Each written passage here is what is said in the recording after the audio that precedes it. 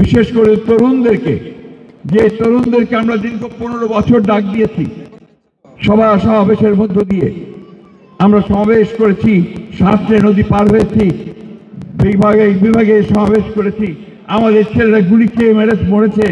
সেখান থেকে আমরা একটাই ডাক দিয়েছিলাম, কে আছো জওয়ান, হও আগুয়ান, হাসিছে ভবিষ্যৎ।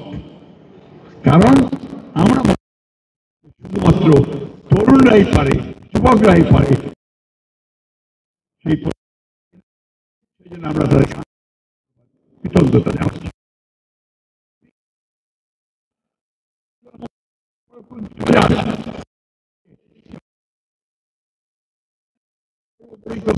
আগেই সংস্কারের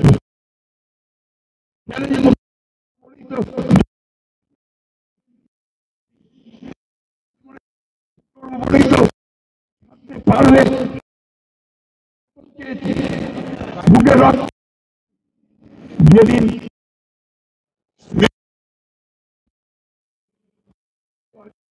মকবুলকে গুলি করে হত্যা করা হয় আমার অফিসের সামনে, আমি যখন তাকে মর্গে দেখতে চাই তখন দেখি তার স্ত্রীর পরনে একটা শুধুমাত্র ছেঁড়া শাড়ি। আমাদেরও অসংখ্য লোক মারা গেছে, জামাতে ইসলামের অসংখ্য মারা গেছে, অন্যান্য রাজনৈতিক দলের অনেকেই মারা গেছে। সুতরাং ঐক্যের প্রশ্নে আমাদের কোনো আপোষ নেই, আর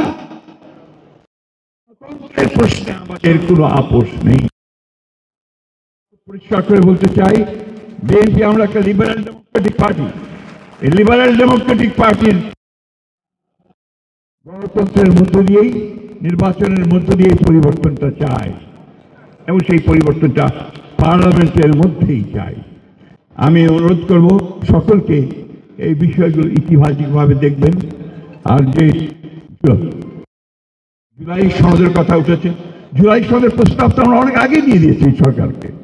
এখন সরকারের দায়িত্ব এটাকে চূড়ান্ত করার। সরকারের দায়িত্ব এই বিষয়গুলোকে সামনে নিয়ে আসা। সরকারের দায়িত্ব যে আমরা ঐক্য মতের সরকার কোন জায়গায় একমত হচ্ছি না, কোন জায়গায় একমত হচ্ছি সেটা বলুক। আমরা